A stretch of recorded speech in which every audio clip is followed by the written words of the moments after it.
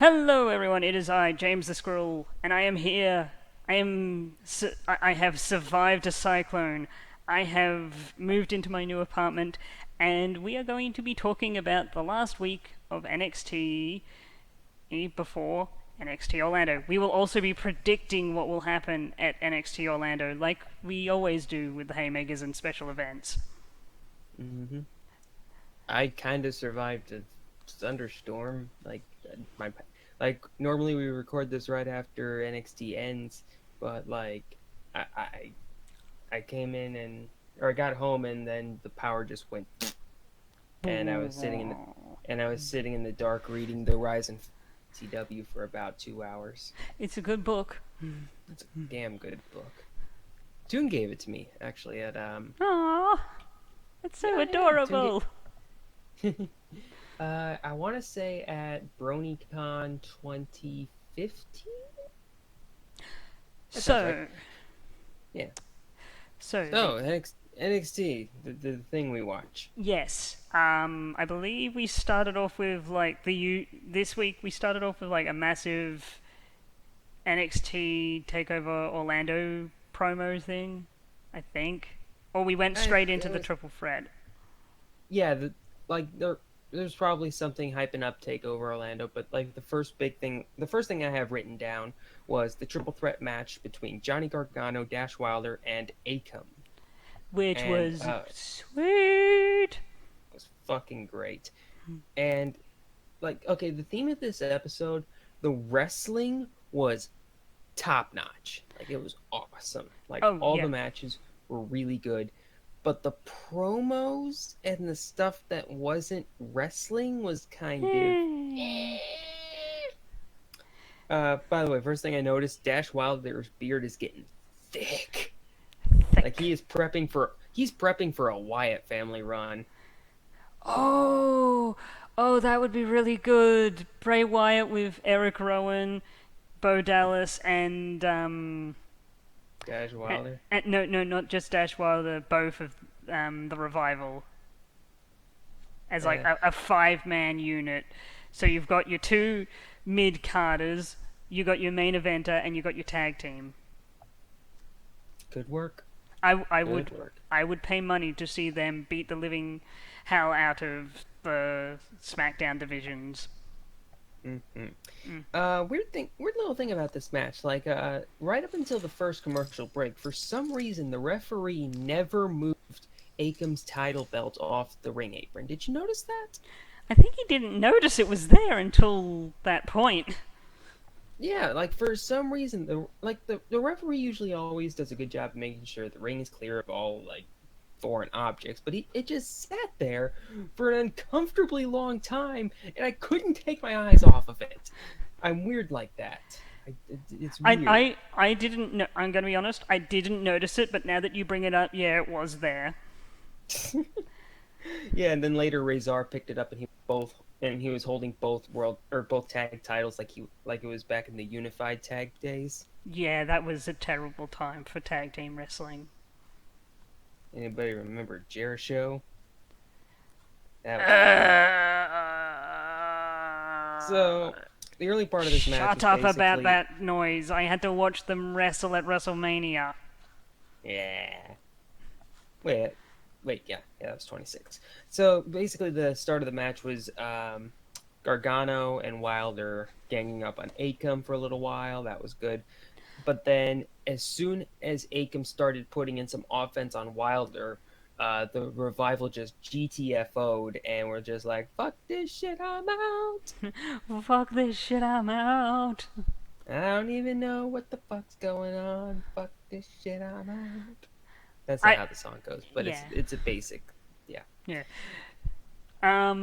This match showed how they could book either one of these teams winning back the titles, Yes, yes. where they work together, they eliminate because it's an elimination triple. Is it elimination triple threat? Yes, it is. Yes.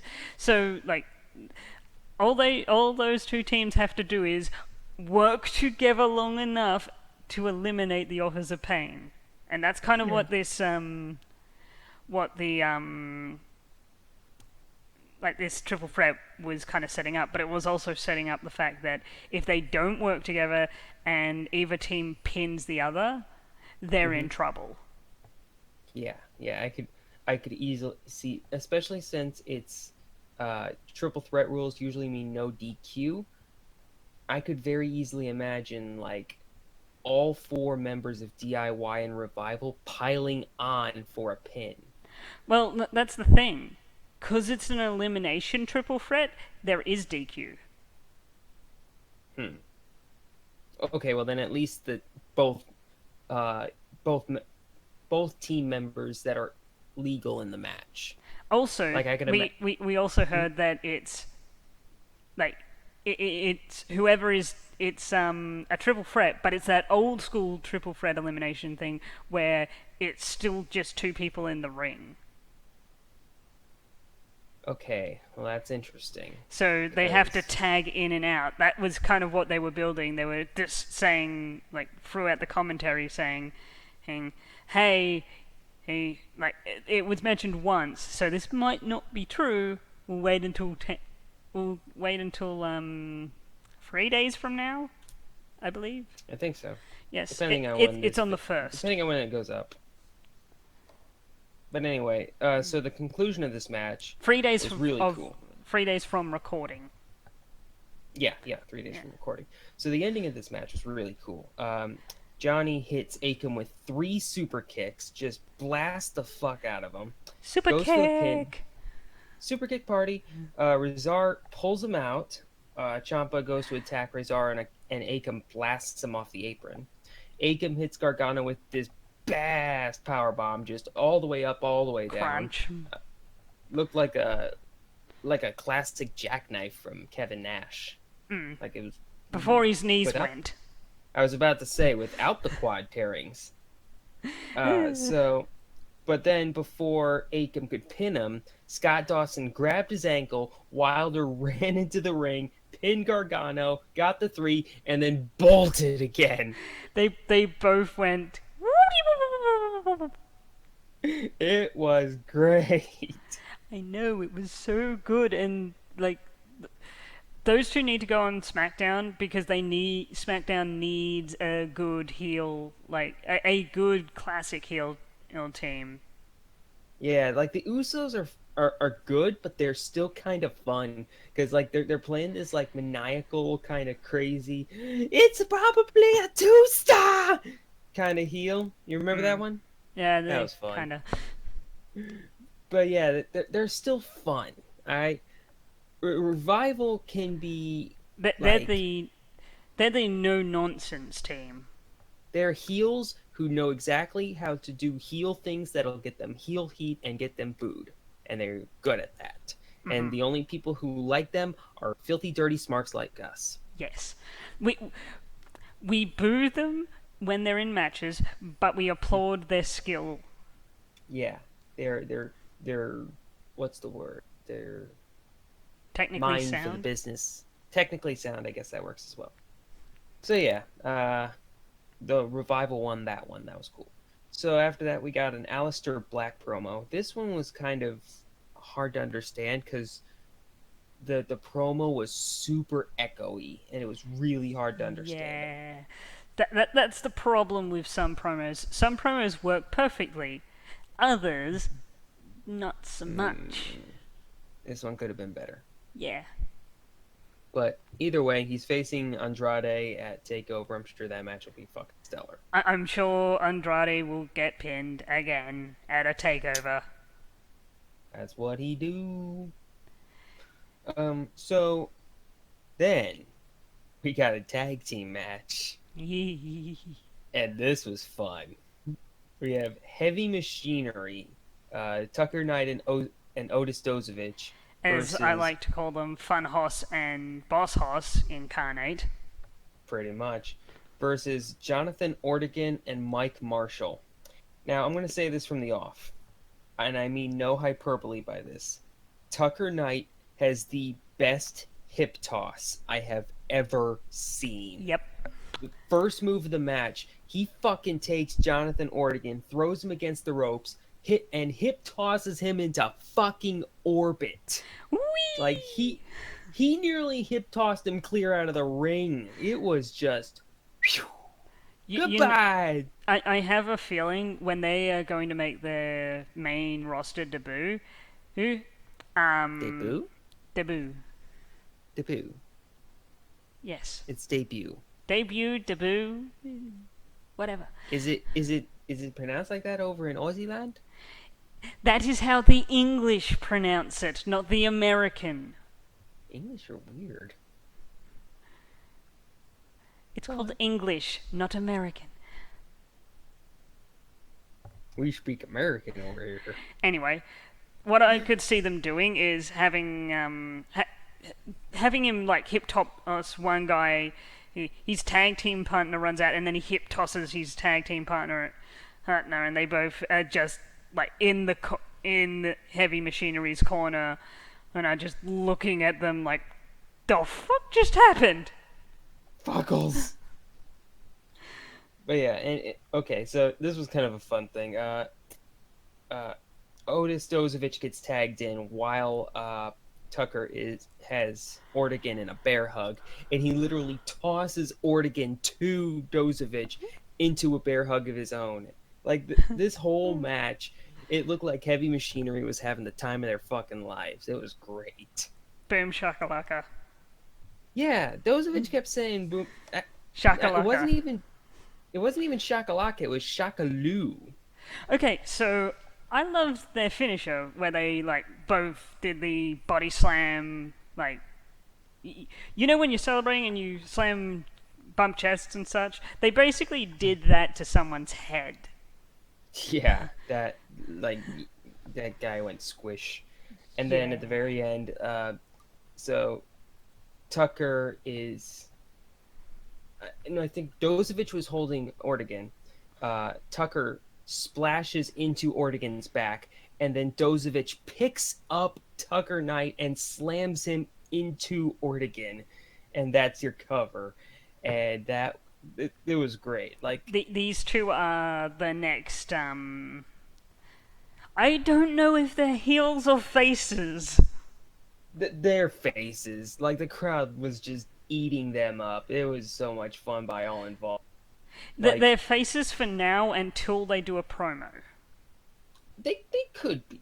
Like I think that they're gonna be faces for the time being. Like Sanity needs someone to feud with for a bit. No, Ankum and Razan need someone equivalent to their size.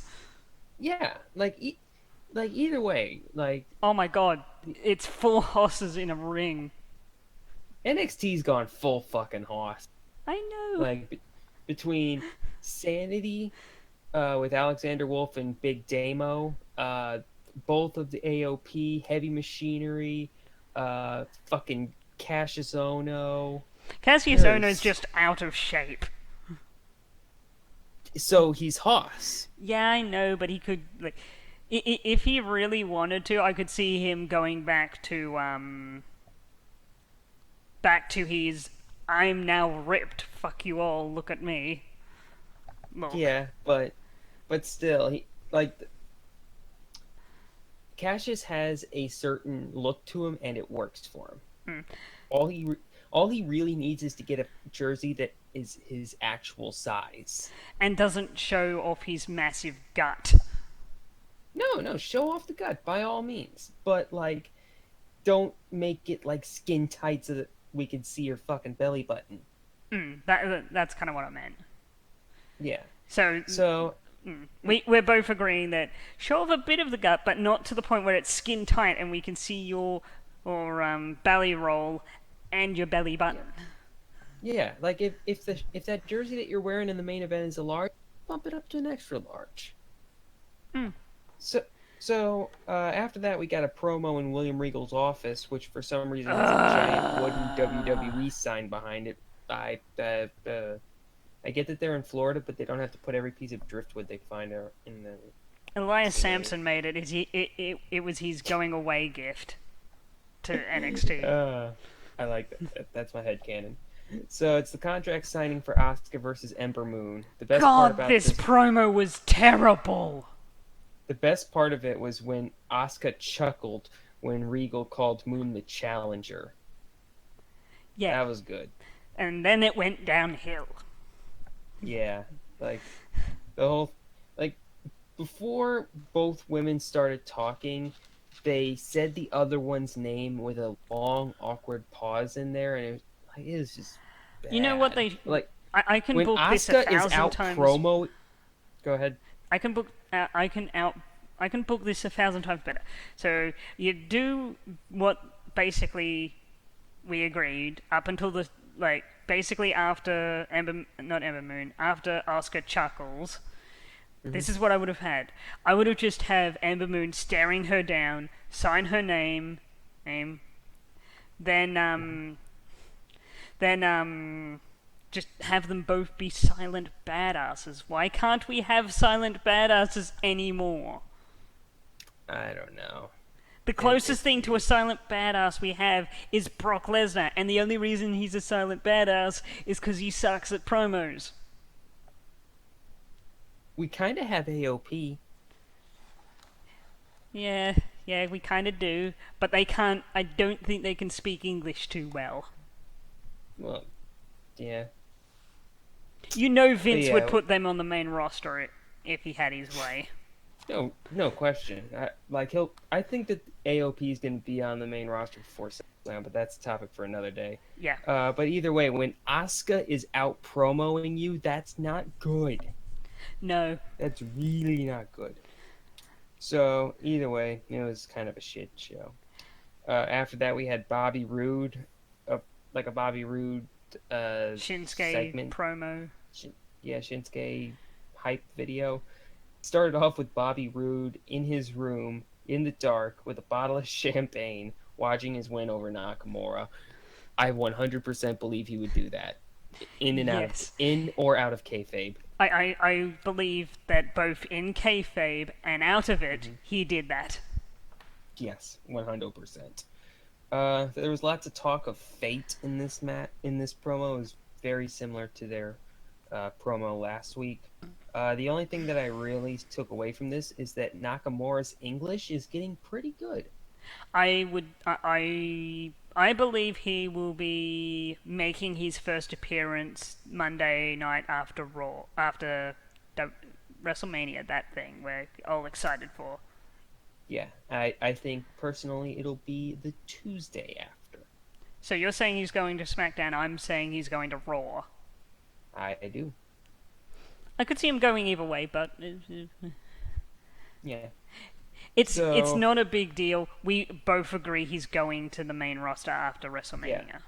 he needs to be on the main roster yesterday. Anyway, After that we had a Paul Ellering promo. This is kind of piggybacking off of the promos that we had last week with DIY and the Revival. And this promo felt very 90s ish. yeah, early 90s. Early 90s, yeah. Like it felt like he was I doing. I have Mhm. the inkling, like I would love for them to go for the long haul and keep, like, I do and I don't want them to do this, but I could very much see Paul Ellering turning on the Authors of Pain and going with the Revival, because the Revival are more like what he has worked with already. No, no way. Like, two problems with that. Number one, that would mean AOP would be on their own. No, thank you. Yeah, And Revival are good enough on the mic that they don't need a manager. Like they can go on their own. Like you unless they're have a gonna be. manager for one of two reasons. You either Mhm. have him because you don't mind cheating and you Mhm. use him to get you victories, or you use him as a mouthpiece. All right, you know who you get to manage the Revival? Arn Anderson. Yeah. You do that, print money. Other You than get that, Arn no. Anderson, and he is literally just there as he's just stands there, watches them, and maybe you get a backstage promo every now and then with them training. Right. Like Like it's either double A or nothing for me for hmm. managers for I Revival. could But see I would love to see the rebirth of the Four Horsemen with AJ Styles, the Revival, and then Hmm. what about a heel Ty Dillinger? Hmm. I don't know. Because he's like out of all the people from NXT at the moment, he is the close. Like it's either him or I'm What terrible, about Roderick Andrade? Strong. Yeah, Because I would much prefer Roderick Strong in that role because because I can then imagine Roddy going heel. you've got your main eventer in AJ, you got your tag Hmm. team, and then you got your badass who like it fits Roderick Strong a lot more. You've got your enforcer, Yeah, who's yeah, he's your mid card who wins the Intercontinental and then holds it longer than any other member of that group. Like the tag team might lose their belts and then win them back, but constantly Roderick holds his title and he's kind of like that linchpin guy that they have. yeah. Hmm. That totally works. I'd love to see that Uh, now. God damn it, my fantasy booking. that's how it works. Also, is Razor pronounced Reezer? I think it's pronounced Reza. I don't know. This promo Ellering confused kept me. saying Reezer.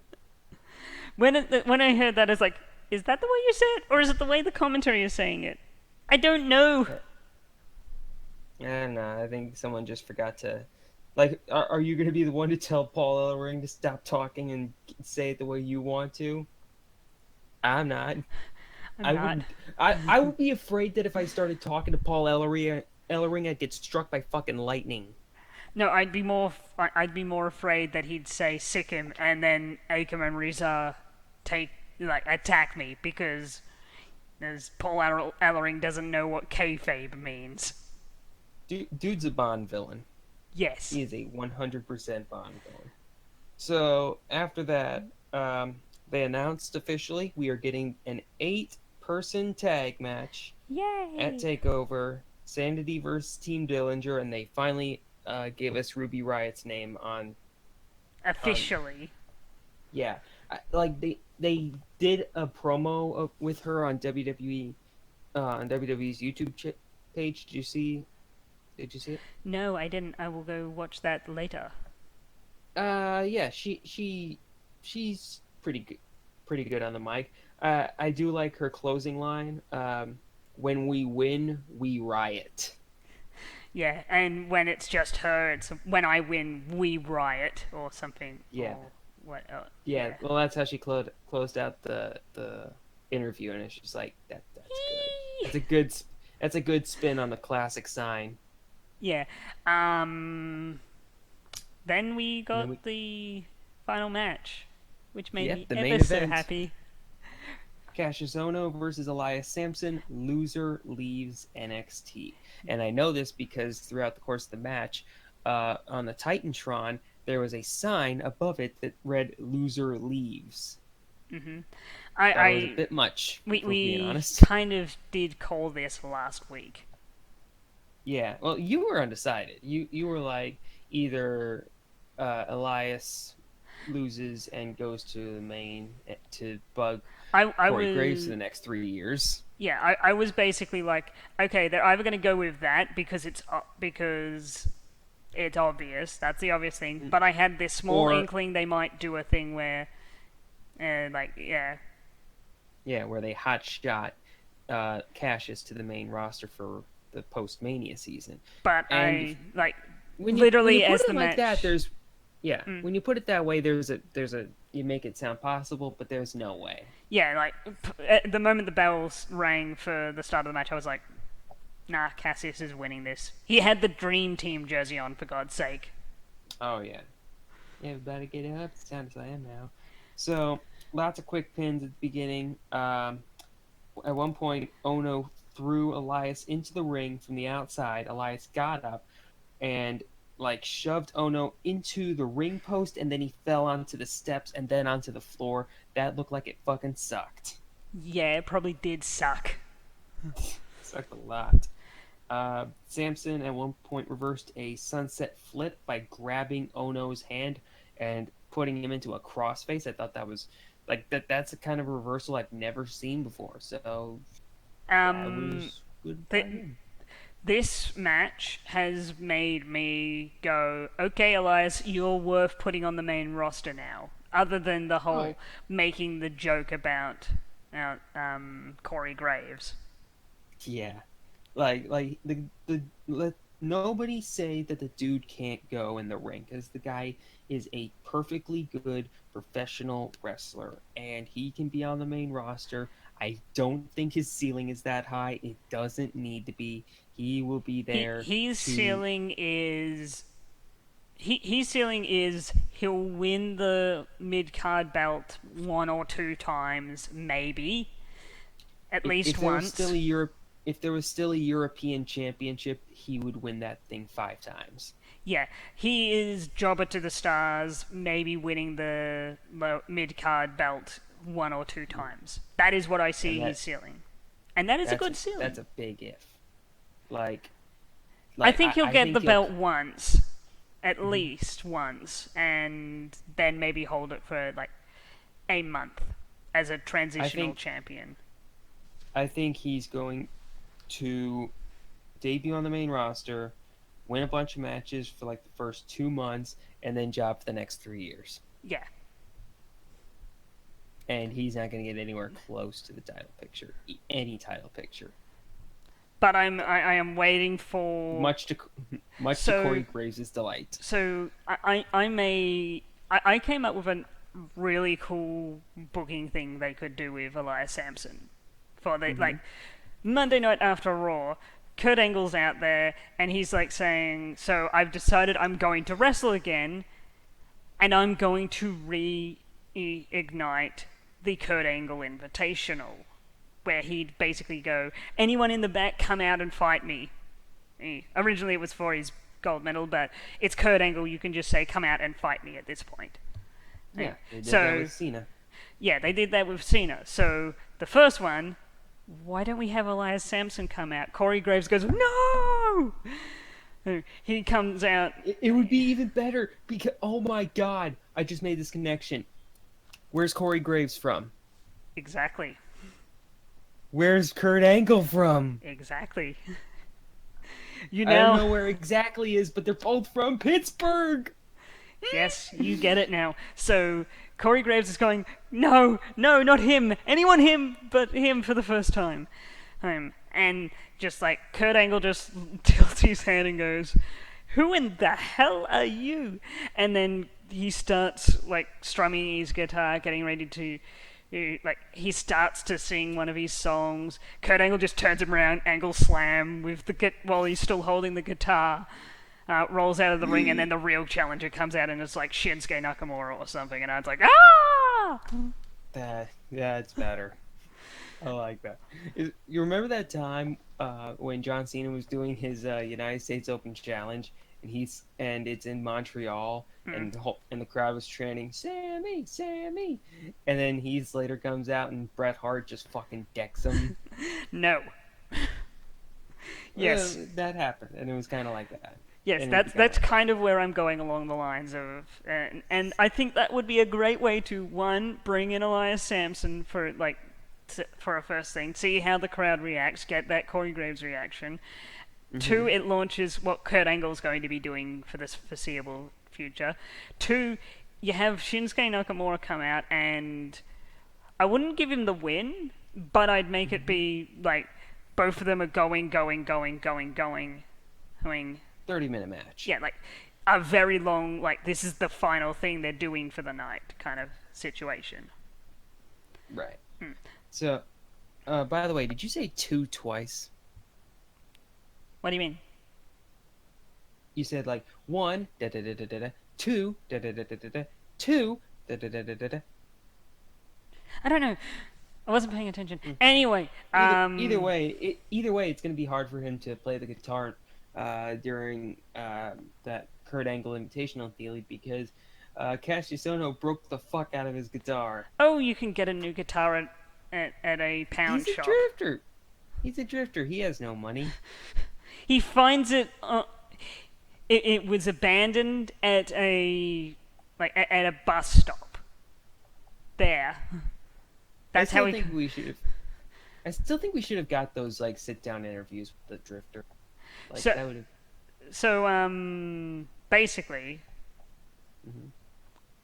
also what I would do is after that, like after the Angle Slam, Kurt Angle picks up the guitar and then starts to play, and then starts to play Jimmy Crack Corn, and he's like about to start singing, and then Nakamura's music hits. It's like, thank you, you didn't let him sing. Oh my God! You just made this hype. I know. I want So this to happen. It won't happen, but I want it to. So pretty much that. You can guess which way it went. Elias Sampson lost. Great match though. Mhm. Probably Yeah, match of the night. Match of. Um, I I would say best match of Elias Sampson's NXT career. Yeah, by far. And now it is time to have fun and predict matches. Yay! Yep. I will go ahead and read them off. I got the sheet or the Wikipedia right here on my phone. As do I. First match. First match we talked about earlier. Sanity, Eric Young, Killian Dane, Alexander Wolf, and Nikki Cross versus Ty Dillinger, Roderick Strong, No Way Jose, and Ruby Riott. Who you got and why? Sanity.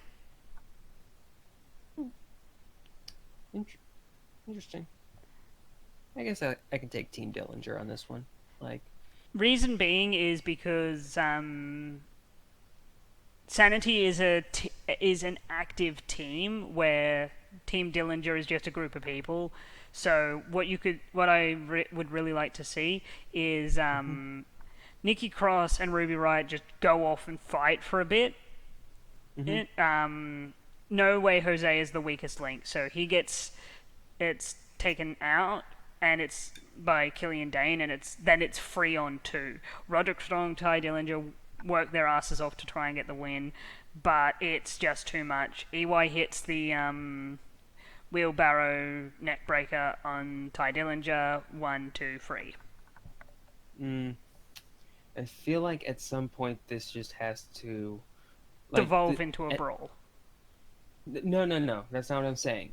I think that at some point Dillinger finally needs to get one in over Sanity, because like pretty much at every point besides like the go home show, like So Sanity has just gotten their shit pushed in, or no, Sanity has pushed in the shit of Dillinger. So I'm gonna say Ty Dillinger's team wins.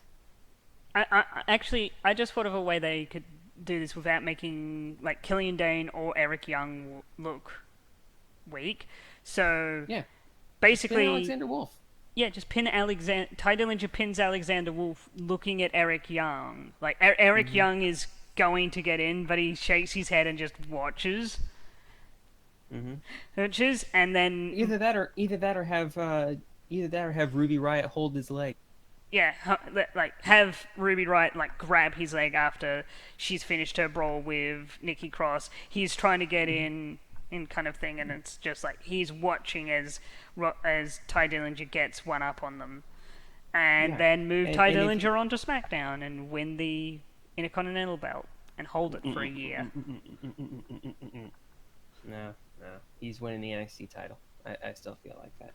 And if you want to have one final blow off at Money in the Bank's takeover, like Dillinger versus Young in a steel cage, I think that's fair.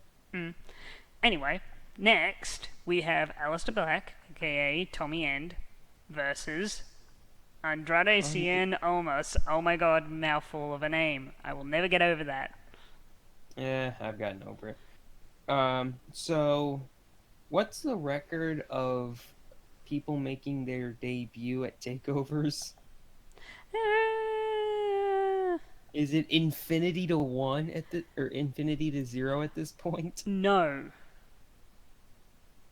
Feels like it. When it comes to NXT takeovers at WrestleMania weekend, it's very good. Because the last one was Nakamura. Mm-hmm. So I think almost loses here to the debuting Aleister Black. Well, what I'm saying is like has there ever been somebody who made their debut and and it Lost. was a big, highly publicized debut and lost? Because the only person I can think of is Dan Matha. Yeah. Does anybody remember Dan Matha? No. Like they hyped the shit out of him for like 3 weeks, and they were building him up as like this super jacked, like, strong dude. He comes out for his debut match and gets fucking annihilated by Samoa Joe, and he wasn't even his opponent. Mm. So we both agree Hilarious. Alistair Black is winning? Oh yeah, Aleister Black wins. Yeah. Okay. Triple threat for the tag team champions: Office of Pain, DIY, and the Revival. Okay, so I can tell you who's not winning this match, and that would be the Revival. There is a Oh, 0.0% chance that the Revival are taking the titles back. Number one, they're needed so badly on SmackDown's tag division. Yeah, they. tag division. 100%, they could win the tag titles the night after Smack, the night after WrestleMania, The SmackDown after 2 nights after, WrestleMania. You mean? 2 nights after. Yeah, shut up. I also think, honestly, I think Office of Pain are going to retain Mm-hmm. because DIY and the Revival are both ready for main roster.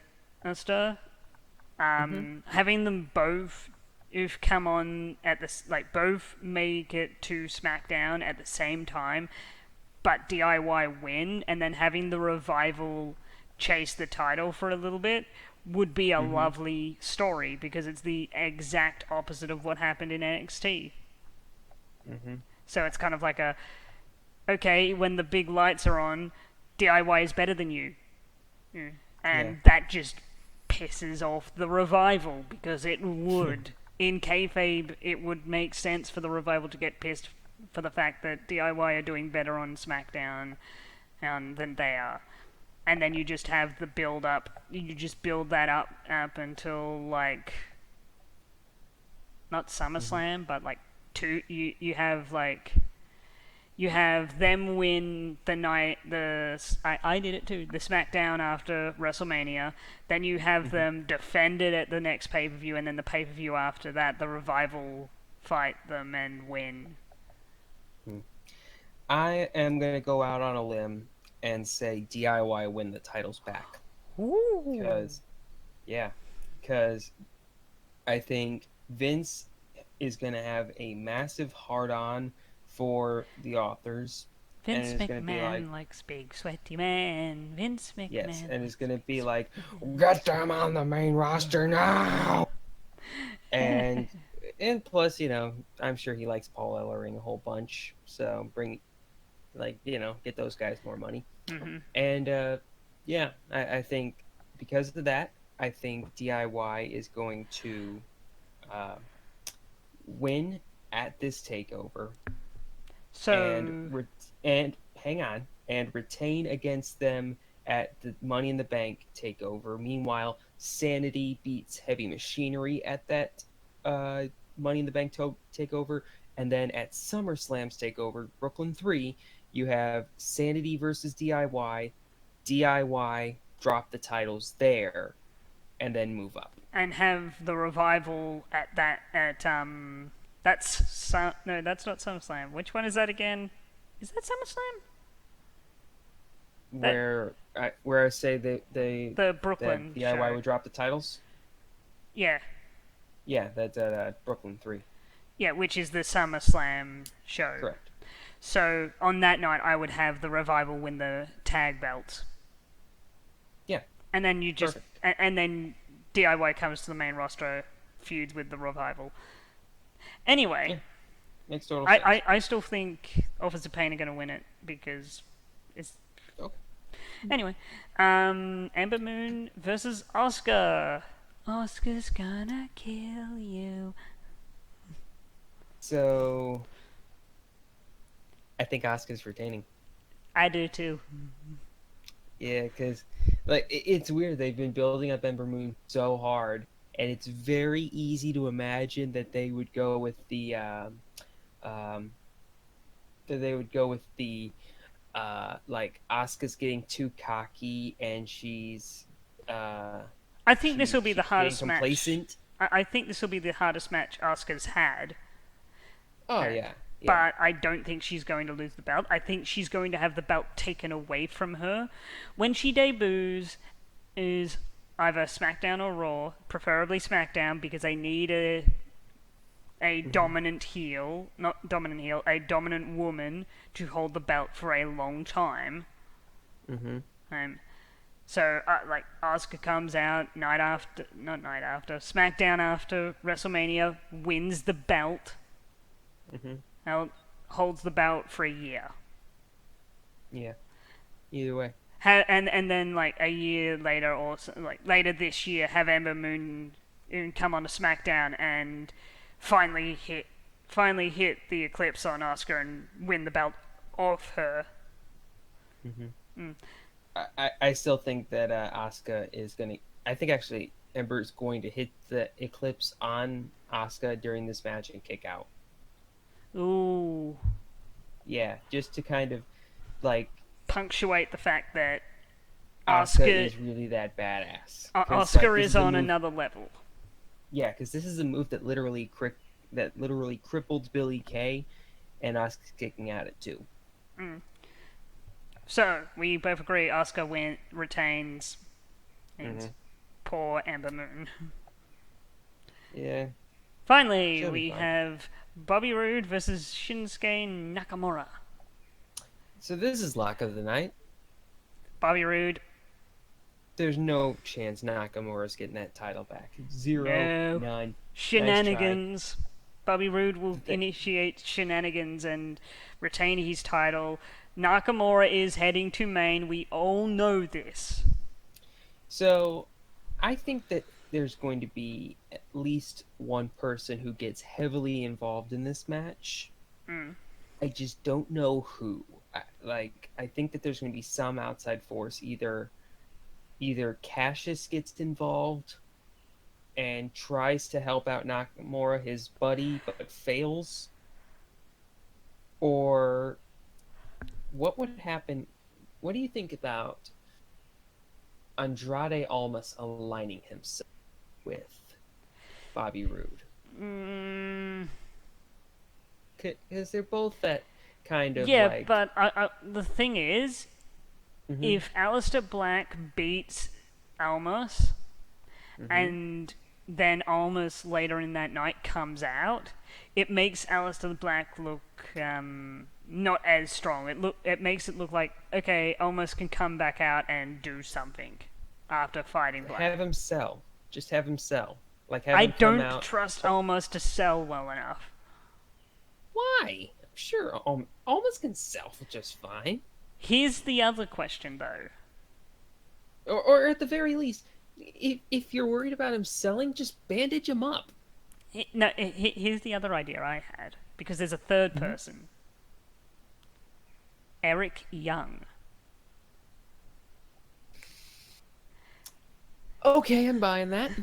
Eric Have Young and the entirety of Sanity comes out like right near the end of the match. It's like so Shinsuke is gonna. So it's like Shinsuke pins and the ref's going down to start counting. Sanity's music hits. He stops for a second and is like, "What?" And then from behind he gets blindsided by Killian Dane, and then the entirety of like all of them, even Nikki Cross, come out and just start waylaying both of them. yeah, like that could work. Like so, but you still see what I'm saying. Like there's very little chance I think that this match has a clean outcome of any kind. Even I don't even think that. Even without someone interfering, Bobby Mhm. Roode is the kind of person who will low blow Nakamura to get a DQ win. Oh no, I don't think he's gonna get a DQ win. I think that he's gonna like if he does the low blow, he'll do it while the ref ain't looking. Yeah, there's going to be shenanigans of some sort, Yeah, whether because people come out or not. he wants to get his hand raised at the end and make it seem like I did it all by myself. I'm a cool guy. But Yeah. yeah, like either way, Bobby Roode's winning. Shinsuke wins by going to the main roster. Yeah.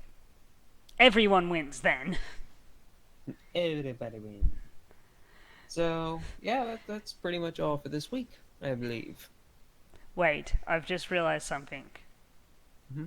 The final match will be a dusty finish where everybody wins. Listen, let me tell you something. We're gonna do. We're gonna shake things up a little bit. Instead of everybody losing, everybody wins. Everybody goes home happy. You have Bobby Roode retaining. You have Nakamura. He goes up to the main roster. Sandy stands tall at the end. It'd be a great thing. Everybody be happy. Well, this has been the Haymakers NXT weekly podcast thing and our NXT Takeover Orlando predictions. We will see Tune in for more spot on impressions. and also fantasy booking. Bye bye. Bye.